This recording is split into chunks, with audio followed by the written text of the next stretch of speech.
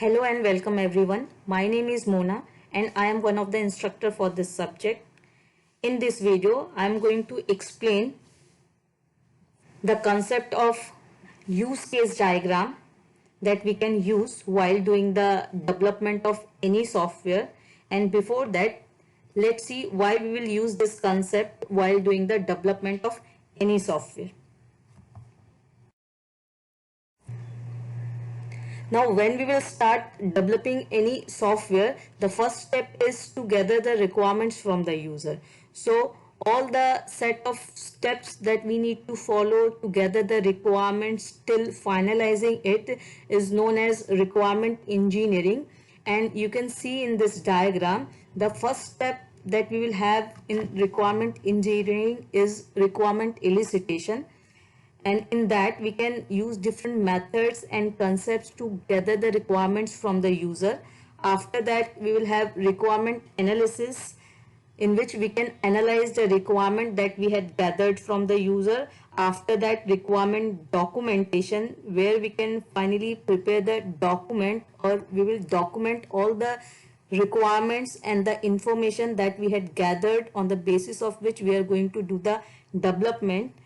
And at the end, we will have requirement review. So in that case, the document or the requirement document that we had prepared, we will review that, and at the end we will finalize that document, and that document is known as SRS, or this SRS stands for software requirement specification, that will contain all the details related to the software that we are going to develop. And further, this SRS we will use to sign the contract with the user. The first step in requirement engineering is requirement elicitation, in which we will use different methods to capture and gather the requirements from the user, or try to understand the functionalities that will be required by the user in a software system that we are going to develop for them. And the methods that we can use to capture the requirements are interviews, brainstorming session, facilitated application specification technique. In short, it is known as FAST, and quality function deployment, and at the end, the use case approach. The above four method you had already learned and seen in the previous video, and in this video I am going to explain you the use case approach that we can use to capture the requirements from the user. And in this use case approach, the use cases capture how the system will be used or utilized by its end user, and all these detail pictorially represented with the help of the use case diagram. So let's see how we will draw the use case diagram, and further with that use case diagram we can further capture in more detail the functionalities and the things that will be required by the user in a software that we are going to develop for them. Now let's see what the use case diagram is. So the use case diagram are the diagrammatic representation and the graphical representation that we can use to capture who actor does what interaction with the system without dealing with the system internals, means without specifying any internal details or implementation detail of the software that we are going to develop. Through this use case diagram, we will depict the behavior of the system as it appears to the outside user, and describe the functionalities and users, or in this case we will refer the user as an actor of the system. And with the use case diagram, we will also represent or show the relationship that will exist between the actors that uses the system, the use cases means the functionalities that we are going to provide in a software, and the relationship between different use cases if it will have in a system that we are going to develop. And with this use case diagram, actually the developers wants to specify the things that they had understood about the system or the software that they are going to develop, or how much they understood the requirements on the basis of which they will require to do the development and provide the required functionalities in a software. So by this we can specify the understanding of the developers to the user, and further user will give their feedback, so that further if it is required we can do the required modifications in the requirement that we had understood and gathered from the user, and further we can do the development according to that. Now let's see the component that we will require to draw the use case diagram. So first one is the actor or the user who interacts with the system. Next is use cases, means the functionalities and services that we are going to provide or in our system, or provide that will the functionality that will be provided by the system. Relationship means the relation that we will represent between the actor and the use cases and the system boundary. Now let's see one sample use case diagram so that we can understand how we can represent all the components that we had specified that we can use to draw this use case diagram. So in this sample use case diagram we can see the external rectangular box that we had used here is used to represent the system boundary or the software system that we are going to develop, and inside this system boundary we will have this oval which we will represent the use cases or the functionalities or the services that we are going to provide through this system, and inside this oval we will write the name of the use cases or the functionalities that we are providing through this system, and outside this system boundary we will have these actors, or we will use these symbols to represent the actors or users of the system, and with this arrow or this line we will use to represent the relationship that will exist between the different actors that we will have and the use cases that we will have in a system or the functionalities that we will have in a system, and this relationship will represent which actor will be able to use which particular use cases or functionalities from the software or from the system. So by this diagram we can see the actors appear outside the rectangular box which is the system boundary, and rectangular box represent the system, use cases within the rectangular box providing the functionalities that we are going to have in a system, and the relationship association is a solid line between actors and use cases if it is required to represent.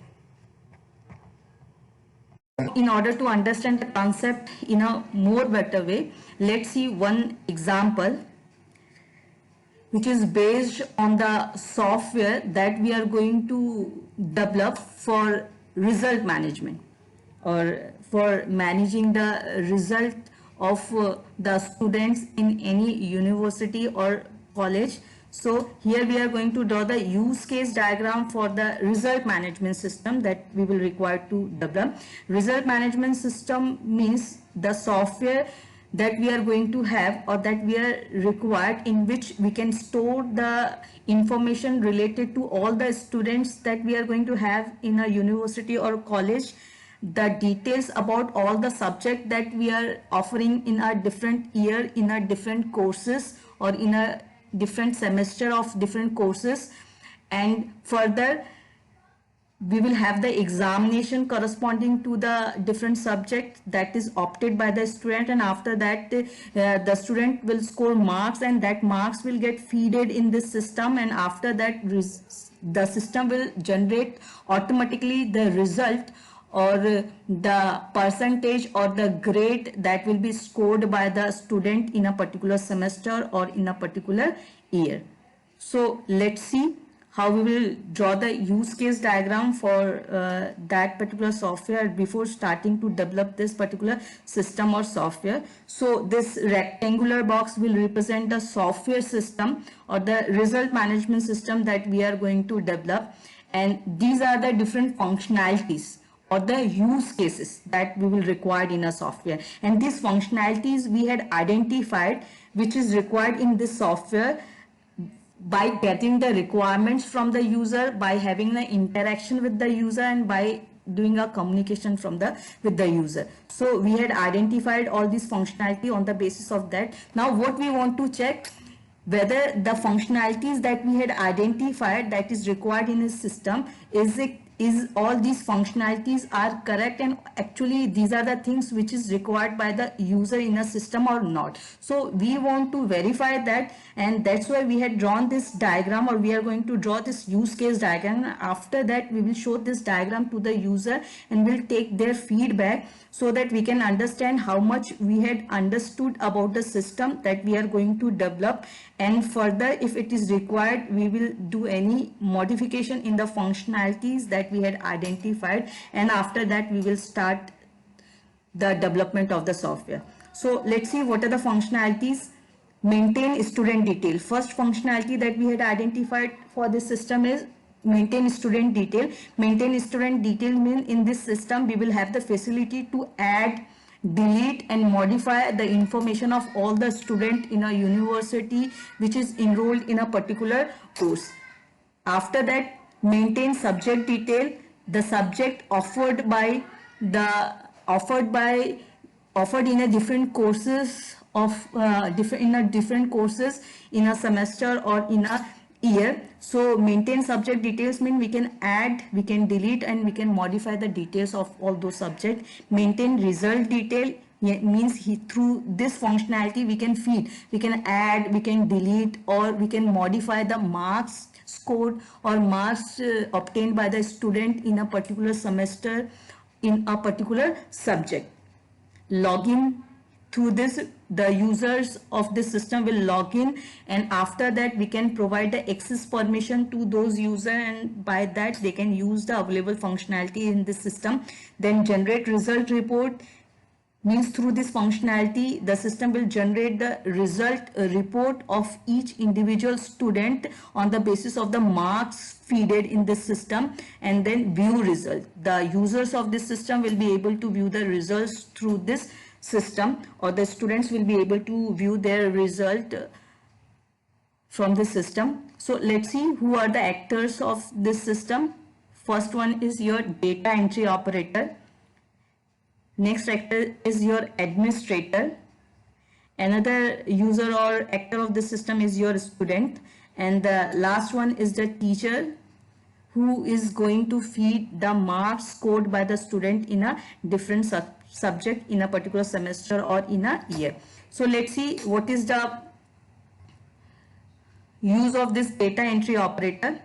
So data entry operator will use this functionality login to log in this system. After that, data entry operator is responsible to maintain the student detail, means all the information related to the student, you need to add, delete or to modify the detail of the student can be done by the data entry operator. Maintain subject detail, the details related to the subject offered in different semester or in a year in a particular course. So details related to that feeded by the data entry operator in this system. Means data entry operator is a user or is an actor who will feed all the details that will be required in this software. Further, on the basis of that further the result report will get generated by the system. After that, administrator. Again, this data entry operator will be able to maintain the result detail. Further, if required, the marks obtained by the student in a different subject will also be fed by the data entry operator. Then administrator can log in, can generate the result report, or also he can view the result of any student from this system. Next is your teacher, can also log in this system and maintain the result detail. Any teacher will feed the marks scored by the student in a different semester, in a different subject of a particular course. And also the teacher will be able to view the result of each student from this system. Next, student can log in and can view the result of their result from the system that will be for a particular semester or a year. So this is the way how we can identify the details, or we had gathered the information on the basis of which we had specified the functionalities that will be required in a system, and after that who are the actors we are going to have for this system, and which actor will be able to use which particular functionality. So all these detail we had represented with the help of this use case diagram, and further we will show this diagram to the user and will take their feedback, on the basis of which further we can do any modification in the functionality that we had decided to have in this system, and so that by this it will become possible for us to design the system in a way which is actually required by the user.